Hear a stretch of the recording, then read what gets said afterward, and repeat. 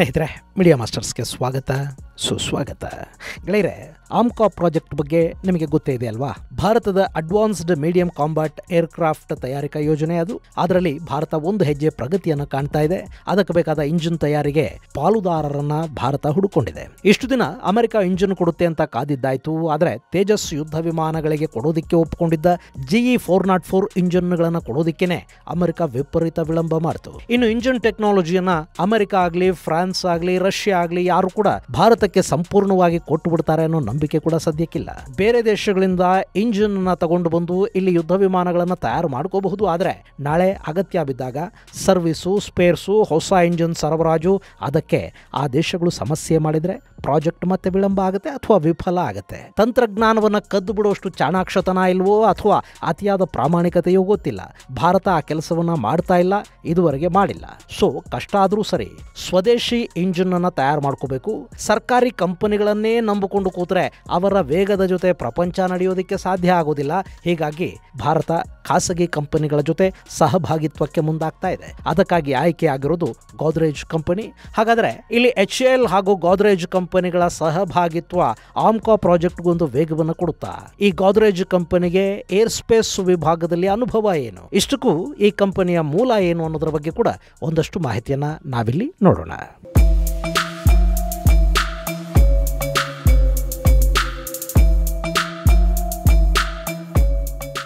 ಗೆಳೆಯರೆ, ಆಮ್ಕಾ ಇದು ಭಾರತದ ಮಹತ್ವಾಕಾಂಕ್ಷೆಯ 5ನೇ ತಲೆಮಾರಿನ ಯುದ್ಧ ವಿಮಾನ.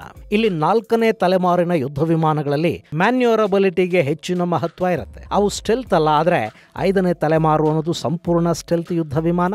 ಇನ್ನು ಆಮ್ಕಾ ಸ್ಟೆಲ್ತ್ ಹಾಗೂ twin engine all weather multi role ಯುದ್ಧ ವಿಮಾನ ಆಗಿರುತ್ತೆ. ಮುಂದೆ ಇದರ ತಂತ್ರಜ್ಞಾನದಲ್ಲಿ ಸ್ವಲ್ಪ ಬದಲಾವಣೆ ಮಾಡಿಕೊಂಡು ಇದನ್ನು 6ನೇ ತಲೆಮಾರಿಗೆ ಅಪ್ಗ್ರೇಡ್ ಮಾಡೋದಕ್ಕೆ ಕೂಡ ಸಾಧ್ಯವಾಗುವ ಹಾಗೆ ಇದನ್ನು ನಿರ್ಮಾಣ ಮಾಡುವ ಕನಸು ಭಾರತದ್ದು. ಈ ಯೋಜನೆಯನ್ನ ADA ಅಂದ್ರೆ ಏರೋನಾಟಿಕಲ್ ಡೆವಲಪ್ಮೆಂಟ್ ಏಜೆನ್ಸಿ ಹಾಗೂ HAL ಜಂಟಿಯಾಗಿ ಕೈಗೆತ್ತಿಕೊಂಡಿವೆ. ಹಾಗೆ ನೋಡಿದ್ರೆ 2024ರ ಮಾರ್ಚಲ್ಲೇ ಇದರ ಪ್ರೋಟೋಟೈಪ್ ನಿರ್ಮಾಣಕ್ಕೆ ಒಪ್ಪಿಗೆ ಸಿಗಿತು. 2027ರ ಹೊತ್ತಿಗೆ ಆ ಪ್ರೋಟೋಟೈಪ್ ಸಿದ್ಧ ಆಗಬೇಕು ಅಂತ ಹೇಳ್ತಾ ಇದ್ದಾರೆ. ಈ ಯುದ್ಧ ವಿಮಾನ ಸಾಕಷ್ಟು ವಿಶೇಷಗಳನ್ನು ಒಳಗೊಂಡಿದ್ದು ಇದು ಏರ್ ಸುಪ್ರಮಸಿಯನ್ನ ಹೊಂದಿರುತ್ತೆ. ಹಾಗೇನೆ ಗ್ರೌಂಡ್ ಸ್ಟ್ರೈಕ್ ಮತ್ತು ಎಲೆಕ್ಟ್ರಾನಿಕ್ ವಾರ್ಫೇರ್ಗಳಲ್ಲಿ ಕೂಡ ಈ ಯುದ್ಧ ವಿಮಾನ ಬಳಕೆ ಆಗುತ್ತೆ. ಇದು ಸರಾಸರಿ 17.6 ಮೀಟರ್ ಉದ್ದ, 11.13 ಮೀಟರ್ನಷ್ಟು ವಿಂಗ್ ಸ್ಪ್ಯಾನ್, 4.5 ಮೀಟರ್ನಷ್ಟು ಎತ್ತರವನ್ನು ಹೊಂದಿರಬಹುದು ಅಂತ ಹೇಳ್ತಾ ಇದ್ದಾರೆ.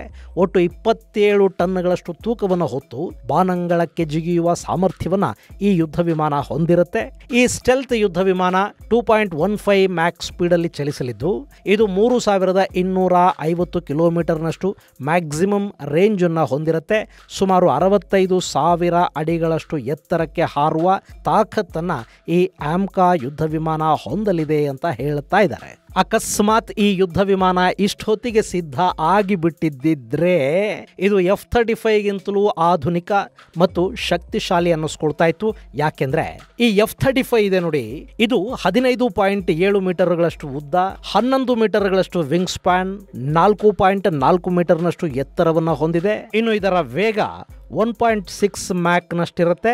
ಆದರೆ ಭಾರತ ತಯಾರು ಮಾಡೋದಕ್ಕೆ ಹೋಗ್ತಾ ಇರೋ ಆಮ್ಕಾ ಇದೆಯಲ್ಲ, ಇದು 2.15 ಮ್ಯಾಕ್ ಸ್ಪೀಡ್ ಅನ್ನು ಹೊಂದಿರುತ್ತೆ. ಅಂದ್ರೆ F-35ಗಿಂತಲೂ ಅತ್ಯಂತ ವೇಗವಾಗಿ ಈ ವಿಮಾನ ಚಲಿಸುತ್ತೆ ಹಾಗಂತ ಇವರು ಪೇಪರ್ ಅಲ್ಲಿ ಹೇಳ್ತಾ ಇದ್ದಾರೆ.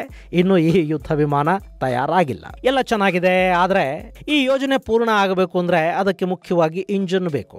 ಅದಕ್ಕಾಗಿ ಪರಾವಲಂಬನೆ ಇಲ್ಲದ ವ್ಯವಸ್ಥೆಯೊಂದನ್ನು ಮಾಡ್ಕೋಬೇಕು. ಹೊರಗಿಂದ ತಂದ್ರೆ ತಂತ್ರಜ್ಞಾನವನ್ನು ಕೂಡ ತಗೊಂಡು ಇಲ್ಲಿ ಅಭಿವೃದ್ಧಿ ಮಾಡ್ಕೋಬೇಕು. ಏನೇ ಆದರೂ ಇಂಜಿನ್ ತಯಾರಿ ಅನ್ನೋದು ಭಾರತದಲ್ಲೇ ಆಗಬೇಕು. ಹಾಗಾದ್ರೆ ಮಾತ್ರ ನಮಗೆ ಡಿಪೆಂಡೆನ್ಸ್ ಅನ್ನೋದು ಕಡಿಮೆ ಆಗುತ್ತೆ. ಇಲ್ಲಿ ಭಾರತವೇ ಇಂಜಿನ್ ಅನ್ನು ತಯಾರು ಮಾಡಿಕೊಳ್ಳುತ್ತೆ. ತಂತ್ರಜ್ಞಾನವನ್ನು ನಮ್ಮಲ್ಲೇ ಅಭಿವೃದ್ಧಿ ಮಾಡ್ತಾರೆ ಅನ್ನೋ ನಂಬಿಕೆ ಅಂತೂ ಸದ್ಯಕ್ಕೆ ಬರ್ತಾ ಇಲ್ಲ. ಹೀಗಾಗಿ ಭಾರತ ಸರ್ಕಾರ ಅಮೆರಿಕದ ಬೋಯಿಂಗ್ ಹಾಗೂ GE ಕಂಪನಿಗಳ ಜೊತೆ ಮಾತುಕತೆಗಳನ್ನು ನಡೆಸ್ತಾ ಇದೆ.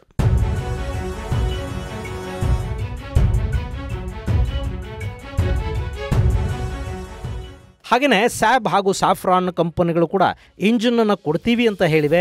ಆದರೆ ಅವರು ಇಂಜಿನ್ ಕೊಡ್ತಾರೆ ಹೊರತು ಸಂಪೂರ್ಣವಾಗಿ ತಂತ್ರಜ್ಞಾನವನ್ನೂ ಭಾರತಕ್ಕೆ ಕೊಡ್ತಾರಾ? ಸಮಸ್ಯೆ ಇರೋದು ಅಲ್ಲೇನೆ. ಅದಕ್ಕೇನು ಮಾಡಬೇಕು? ಸರ್ಕಾರಿ ಸ್ವಾಮ್ಯದ ಸಂಸ್ಥೆಗಳ ಮೇಲಿನ ಡಿಪೆಂಡೆನ್ಸಿಯನ್ನ ಕಡಿಮೆ ಮಾಡಿಕೊಂಡು ಖಾಸಗಿ ಕಂಪನಿಗಳ ಜೊತೆ ಸಹಭಾಗಿತ್ವವನ್ನು ಮಾಡ್ಕೋಬೇಕು. ಅವರಿಗೊಂದು ಅವಕಾಶ ಮತ್ತು ಟಾರ್ಗೆಟ್ ಅನ್ನು ಕೊಡಬೇಕು. ಈಗ ಭಾರತ ಅದನ್ನೇ ಮಾಡೋದಕ್ಕೆ ಹೋಗ್ತಾ ಇದೆ. ಸದ್ಯಕ್ಕೆ ಈ ಪ್ರಾಜೆಕ್ಟ್ ಅಲ್ಲಿ ಗೋದ್ರೇಜ್ ಏರೋಸ್ಪೇಸ್ ಎಂಟ್ರಿ ಆಗಿದ್ದು ಅವರು ಎಂಜಿನ್ ಅನ್ನು ತಯಾರು ಮಾಡುವ ಕೆಲಸದಲ್ಲಿ ಕೈ ಜೋಡಿಸ್ತಾ ಇದ್ದಾರೆ ಅಂತ ಹೇಳಲಾಗ್ತಾ ಇದೆ. ಇನ್ನು ಈ ಗೋದ್ರೇಜ್ ಏರೋಸ್ಪೇಸ್ಗೆ ಈ ವಿಭಾಗದಲ್ಲಿ ಎಷ್ಟರ ಮಟ್ಟಿಗೆ ಅನುಭವ ಇದೆ ಅನ್ನೋದನ್ನ ಕೂಡ ನಾವಿಲ್ಲಿ ನೋಡಬೇಕು. ಅದಕ್ಕೂ ಮೊದಲು ಗೋದ್ರೇಜ್ನ ಹಿನ್ನೆಲೆಯನ್ನ ನಿಮಗೊಂದು ಸ್ವಲ್ಪ ಹೇಳ್ಬಿಡ್ತೀನಿ. ಗೆಳೆಯರೆ, ಗೋದ್ರೇಜ್ ಕಂಪನಿ ಟಾಟಾದ ಹಾಗೇನೆ ಪಾರ್ಸಿಗಳ ಮಾಲೀಕತ್ವಕ್ಕೆ ಸೇರಿದ ಸಂಸ್ಥೆ. ಗೋದ್ರೇಜ್ ಅನ್ನೋದು ಭಾರತದ ಅತ್ಯಂತ ಹಳೆಯ ಕಂಪನಿಗಳ ಪೈಕಿ ಒಂದು. ಇದನ್ನು 1897ರಲ್ಲಿ ಆರ್ದೇಶಿರ್ ಗೋದ್ರೇಜ್ ಹಾಗೂ ಫಿರೋಜ್ ಶಾ ಬುರ್ಜೋರ್ಜಿ ಗೋದ್ರೇಜ್ ಪ್ರಾರಂಭವನ್ನು ಮಾಡ್ತಾರೆ. ಈ ಕಂಪನಿ ರಿಯಲ್ ಎಸ್ಟೇಟ್, ಕನ್ಸ್ಯೂಮರ್ ಪ್ರಾಡಕ್ಟ್ಗಳು, industrial engineering appliances, furniture, security, agriculture ಪ್ರಾಡಕ್ಟ್ಗಳ ಜೊತೆಗೆ ಏರೋಸ್ಪೇಸ್ ವಲಯದಲ್ಲಿ ಕೂಡ ಹೆಸರನ್ನು ಮಾಡಿದೆ. ಗೋದ್ರೇಜ್ ಕಂಪನಿಯ ಮುಖ್ಯ ಕಚೇರಿ ಮುಂಬೈಯಲ್ಲಿದ್ದು, ಗೋದ್ರೇಜ್ ಏರೋಸ್ಪೇಸ್ ಕಂಪನಿಯಲ್ಲಿ ಇಂಜಿನ್ಗೆ ಸಂಬಂಧಪಟ್ಟ ಒಂದಷ್ಟು ಬಿಡಿ ಭಾಗಗಳ ತಯಾರಿ ಕೂಡ ಆಗುತ್ತೆ. ಹೀಗಾಗಿ ಗೋದ್ರೇಜ್ ಕಂಪನಿಯನ್ನ ಭಾರತದ ಮಹತ್ವಾಕಾಂಕ್ಷೆಯ ಆಮ್ಕಾ ಪ್ರಾಜೆಕ್ಟ್ಗೆ ಸೇರಿಸಿಕೊಳ್ಳಲಾಗಿದೆ.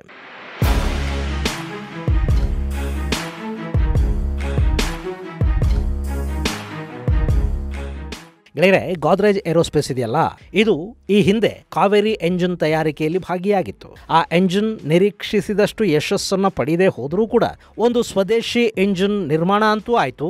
ಅದನ್ನೀಗ ಸ್ವಲ್ಪ ಅಭಿವೃದ್ಧಿಪಡಿಸಿ ಸ್ವಲ್ಪ ಮಾರ್ಪಾಡುಗಳೊಂದಿಗೆ ಘಾತಕ್ ಡ್ರೋನ್ಗೆ ಅಳವಡಿಸುವ ಪ್ರಯತ್ನ ನಡೀತಾ ಇದೆ. ಇದರ ಜೊತೆಗೆ ಡಿಫೆನ್ಸ್ನ ಬೇರೆ ಬೇರೆ ವಲಯಗಳಲ್ಲಿ ಕೂಡ ಕಾರ್ಯನಿರ್ವಹಿಸ್ತಾ ಇರುವ ಗೋದ್ರೇಜ್ ಕಂಪನಿ ಈಗ ಆಮ್ಕಾ ಎಂಜಿನ್ನ ತಯಾರಿಕೆಯಲ್ಲಿ ಭಾಗಿಯಾಗ್ತಾ ಇದೆ. ಈ ಬಗ್ಗೆ ಮಾಹಿತಿಯನ್ನು ಹಂಚಿಕೊಂಡಿರುವ ಗೋದ್ರೇಜ್ ಏರೋಸ್ಪೇಸ್ನ ವೈಸ್ ಚೇರ್ಮನ್ ಮನೇಕ್ ಬೆಹ್ರಾಮ್ ಕಾಮ್ದಿನ್, ಈ ಗೋದ್ರೇಜ್ ಕಂಪನಿ ಈ ರೀತಿಯ ಟಾಸ್ಕ್ಗಳನ್ನ ಈ ಹಿಂದೆ ಕೂಡ ನಿರ್ವಹಿಸಿದೆ.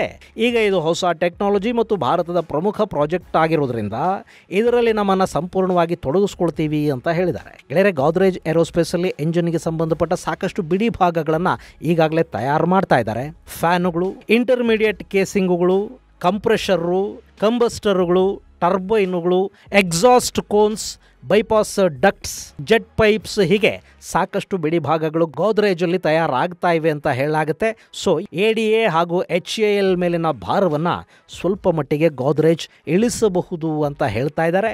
ಇದರ ಜೊತೆಗೆ ಮತ್ತಷ್ಟು ಖಾಸಗಿ ಸಂಸ್ಥೆಗಳ ಸಹಭಾಗಿತ್ವವನ್ನು ಕೂಡ ಇದರಲ್ಲಿ ಮಾಡಿಕೊಳ್ಳುವ ಸಾಧ್ಯತೆಗಳು ಮುಂದಿನ ದಿನಗಳಲ್ಲಿ ಇರುತ್ತವೆ. ಹಾಗೆ ನೋಡಿದರೆ ಈ ಕೆಲಸವನ್ನು ಭಾರತ ಸರ್ಕಾರ ಯಾವತ್ತೂ ಮಾಡಬೇಕಾಗಿತ್ತು. ಇಲ್ಲಿ ಏರೋಸ್ಪೇಸ್ ಆಗಲಿ ಮತ್ತೊಂದಾಗಲಿ ಖಾಸಗಿ ಕಂಪನಿಗಳನ್ನ ರೇಸ್ಗೆ ಬಿಟ್ಟುಕೊಳ್ಳದೆ ಇದ್ರೆ ಜಡ್ಡುಗಟ್ಟಿದ ಸರ್ಕಾರಿ ವ್ಯವಸ್ಥೆಯಲ್ಲಿ ಹೆಚ್ಚೇನು ಮಾಡೋದಕ್ಕೆ ಸಾಧ್ಯ ಆಗೋದಿಲ್ಲ. ನಮ್ಮ HAL ಅಲ್ಲಿ ಸಾಕಷ್ಟು ಪ್ರತಿಭಾವಂತರಿದ್ದಾರೆ. ಆದರೆ ಅಲ್ಲಿ ಯಾವುದೇ ಒಂದು ಪ್ರಾಜೆಕ್ಟ್ ಮಾಡಬೇಕಾದ್ರೆ ವರ್ಷಾನುಗಟ್ಟಲೆ ಕಾಯಬೇಕಾಗಿ ಬರುತ್ತೆ. ಆದರೆ ಪ್ರೈವೇಟ್ ಸೆಕ್ಟರ್ ಅಲ್ಲಿ ಹಾಗಾಗೋದಿಲ್ಲ. ಅಲ್ಲಿ ಟಾರ್ಗೆಟ್ ಇರುತ್ತೆ, ಎಲ್ಲದಕ್ಕೂ ಒಂದು ಡೆಡ್ಲೈನ್ ಅಂತ ಇರುತ್ತೆ. ಒಮ್ಮೆ ಟೈಮ್ ಫಿಕ್ಸ್ ಆಗಿಬಿಟ್ರೆ ಮೇಲಿಂದ ಕೆಳಗಿನವರೆಗೆ ಎಲ್ಲರೂ ಕೂಡ ಆ ಟಾರ್ಗೆಟ್ನ ಬೆನ್ನು ಹತ್ತುತ್ತಾರೆ. ಸಮಯಕ್ಕೆ ಸರಿಯಾಗಿ ಅದನ್ನು ಮುಗಿಸಲೇಬೇಕು ಅನ್ನೋ ಒತ್ತಡ ಕೂಡ ಅಲ್ಲಿರುತ್ತೆ. ಆದರೆ ಸರ್ಕಾರಿ ಸ್ವಾಮ್ಯದಲ್ಲಿ ಅದು ಸಾಧ್ಯ ಆಗೋದಿಲ್ಲ. ಟಾರ್ಗೆಟ್, ಜವಾಬ್ದಾರಿ, ಉತ್ತರದಾಯಿತ್ವ, ಈ ಮೂರನ್ನು ಬಿಟ್ಟು ಬೇರೆಲ್ಲ ಕೂಡ ಸರ್ಕಾರಿ ಸ್ವಾಮ್ಯದ ಸಂಸ್ಥೆಗಳಲ್ಲಿರುತ್ತವೆ. ಸೊ ಅಲ್ಲಿ ವಿಳಂಬ ಅನ್ನೋದು ತುಂಬ ಸಹಜ. ಒಂದಷ್ಟು ಕೆಲಸಗಾರರಿಗೆ ಉತ್ಸಾಹ, ನೈಪುಣ್ಯತೆ, ಟ್ಯಾಲೆಂಟು ಎಲ್ಲ ಇದ್ರೂ ಕೂಡ ವ್ಯವಸ್ಥೆ ಅವರನ್ನೂ ಜಡಗಟ್ಟು ಹಾಗೆ ಮಾಡುತ್ತೆ. ಇದು ಭಾರತ ಸರ್ಕಾರಕ್ಕೆ ಕಳೆದ ಕೆಲ ದಶಕಗಳಿಂದ ಅರ್ಥ ಆಗ್ತಾ ಇದೆ. ಹೀಗಾಗಿ ಭಾರತದ ಒಂದಷ್ಟು ರಕ್ಷಣಾ ಉಪಕರಣಗಳ ತಯಾರಿಯಲ್ಲಿ ಖಾಸಗಿ ಕಂಪನಿಗಳ ಜೊತೆ ಸಹಭಾಗಿತ್ವಕ್ಕೆ ಸರ್ಕಾರ ಸಿದ್ಧ ಆಗಿದೆ. ಟಾಟಾ, ಮಹೇಂದ್ರ, ಕಲ್ಯಾಣಿ, ಭಾರತ್ ಫೋರ್ಜ್ ಸೇರಿದ ಹಾಗೆ ಸಾಕಷ್ಟು ಕಂಪನಿಗಳಿಗಾಗಲೇ ರಕ್ಷಣಾ ವಲಯಕ್ಕಾಗಿ ಕೆಲಸ ಮಾಡ್ತಾ ಇವೆ. ಈಗ ಅಂಥದ್ದೇ ಒಂದು ಕಂಪನಿಯನ್ನು ಆಮ್ಕಾ ಪ್ರಾಜೆಕ್ಟ್ಗೆ ಸೇರ್ಪಡೆ ಮಾಡಿಕೊಳ್ಳೋದ್ರ ಮೂಲಕ ಈ ಮಹತ್ವದ ಪ್ರಾಜೆಕ್ಟನ್ನು ಆದಷ್ಟು ಬೇಗ ಮುಗಿಸುವ ಕೆಲಸಕ್ಕೆ ಭಾರತ ಮುಂದಾಗ್ತಾ ಇದೆ.